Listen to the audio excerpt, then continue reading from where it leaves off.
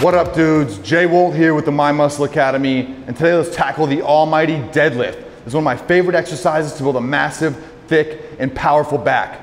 Granted, it's not as popular as the bench press or even the squat, but in the recent years with the surge of powerlifting, it's becoming more and more popular. Still, so many guys do not know how to perform this exercise correctly. So avoid these pitfalls and you'll be well on your way to building a huge, powerful back.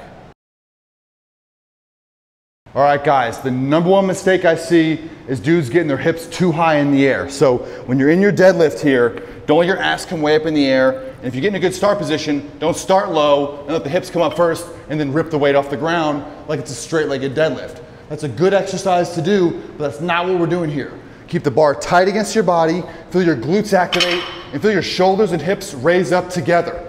The bar will not come off the floor as quickly, but you're gonna be able to move a lot more weight with a lot more steady, controlled activation.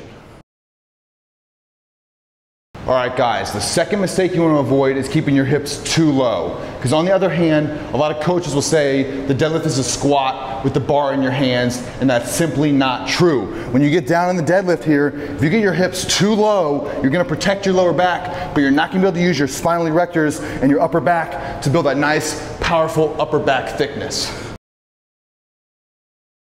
All right, now that you've got your hip action down, the third mistake to avoid is rounding your lower back. It's okay to let the upper back round a little bit, especially if you're like me and you have a long torso and long arms. So once you get in your deadlift position here, make sure your low back is perfectly straight and the bar is touching your shins, almost scraping your shins on the way up, depending on the leverages and the angles of your body.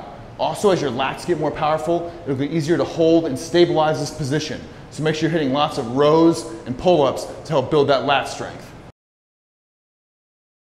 All right, next guys, let's talk about touch and go deadlifts, because so often you see a lot of guys banging the weight around, but call me old school, call me old fashioned, but I think a deadlift should be just that, a deadlift. The weight is coming off of a dead stop off the ground. This is a pulling exercise. So once you're in the deadlift guys, and you start getting touch and go reps, one little thing can get thrown off, your core can get thrown off, your shoulder stability can get thrown off. So come to a dead stop, reset yourself, and you'll get a lot more out of each rep.